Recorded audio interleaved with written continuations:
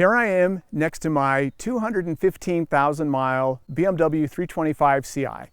If you watched the opening video on this vehicle, you know that I got it at just over 205,000 miles from a good friend of mine whose older brother unfortunately passed away unexpectedly. He wasn't sure what to do with the car, and while the high miles scared me, I decided to go ahead and take it off his hands and have really enjoyed it. This car has been to Las Vegas, it's been to Palm Springs, and it has been all through Ventura, Los Angeles, and Orange County, and that's how I've put over 10,000 miles on it in the past 2.5 years. Over that 2.5 years, I've invested in an upgraded M Sport steering wheel, which I did a video on the installation, and new center console cup holders and a storage pocket. Both of those were worn out after over 20 years and 200,000 miles.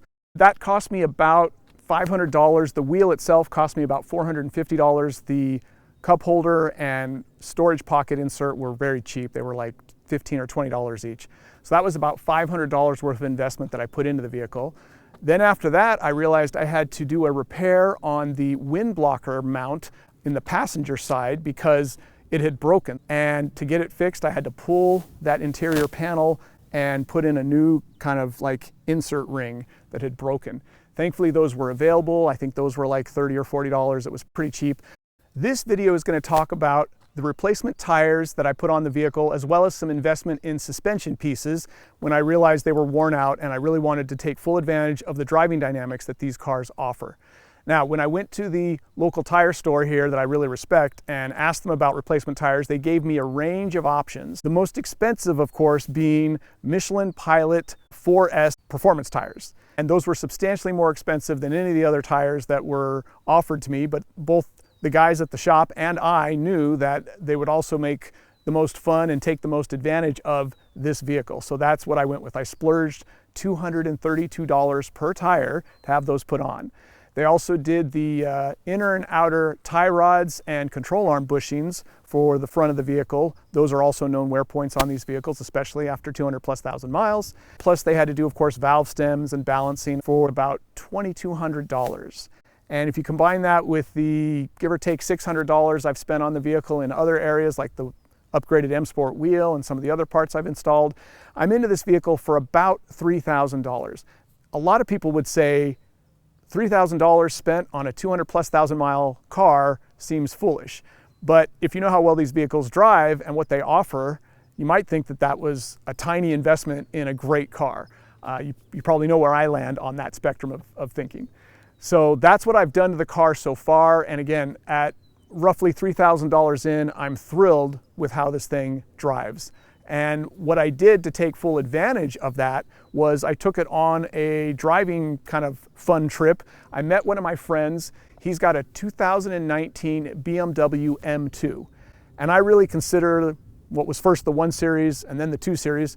Don't get me started about BMW's naming conventions in the last 10 years. Anyways, that 1 Series, 2 Series is so clearly the kind of spiritual successor of this E46 era of 3 Series that the car's size and shape and look and feel completely mimics what these cars were, because BMW knows how successful this era of 3 Series was, and they've revived it with that 1/2 Series. And he'd just gotten it recently. I actually drove him to Palm Springs to buy that car, but he'd picked that up and I was not even aware of how cool those cars were until he got his and I started experiencing it. So he and I met at Frazier Park, which is about an hour north of Los Angeles. And again, I had just finished having the tires done and the front end work done to replace those worn components. So I really wanted to test it out. And he and I met up there about an hour north of Los Angeles, and we started to head west on Frazier Park Mountain Road, and then we went down Lockwood Canyon Road, and eventually hooked up with the 33 and took that south into Ojai. If you're familiar with this area, Southern California, you know those are all fabulous driving roads. And I really enjoyed that day driving with the M2. And it was funny because my friend's a pretty good driver, but I don't think he's quite as aggressive as I am. And when we were on the turns and then hitting the straightaways, I essentially was totally keeping up with him on the turns. He would get away from me on the straightaways because he's got probably like twice or more horsepower, I think, than I've got with my 184 horsepower engine. But we really did have a great time driving together, and it wasn't like I couldn't keep up with him. This car was right there. Here's that M2 CS, and he's got a little more power than I have, and a little more suspension, advanced suspension tuning, a little more technology. Well, he's basically got everything on me, except my top goes down. Yeah, I can put the top down and he can't, so that's it. Otherwise, he's got every advantage. But it's pretty fun following him on a road like this, that's for sure. It was a great driving day. We got done. I finally headed back to Orange County in this car, which, by the way, I've got an average of about 20 miles per gallon I'm getting on this car, and that's an amazing figure given that I am not remotely hypermiling this thing. And when I do get on the freeway and hold a constant speed, it'll get closer to 30 mpg. If you have a full tank in this car, it'll get about 400 miles on a tank of gas.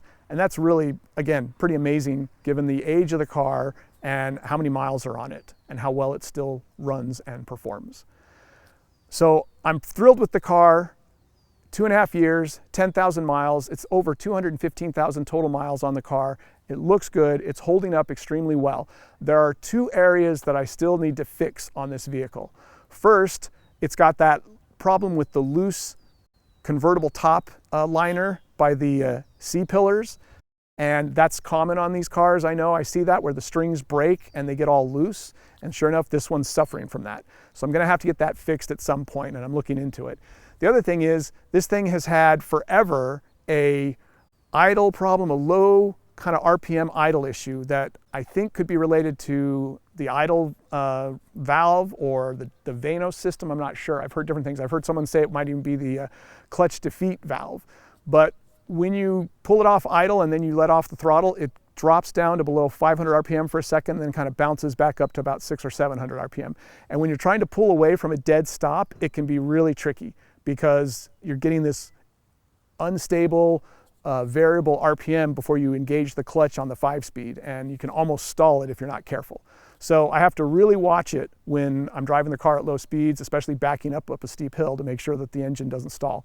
What's funny is I've totally kind of gotten used to this issue, and I'm taking it into account when I drive the car now, and it's really not impacting me. But again, I'd rather have consistent, progressive, and better low RPM throttle response and power, so I'm gonna have to look into this. It's been like this ever since I got it 2.5 years ago and over 10,000 miles ago, and it still runs fine and it's not getting worse. So I keep kind of forgetting about it until I drive the car, and then I just deal with it and it's not that big a deal. That's it. Those are the only real problems I have, and I hopefully will have those fixed the next time I do an ownership video update on this car.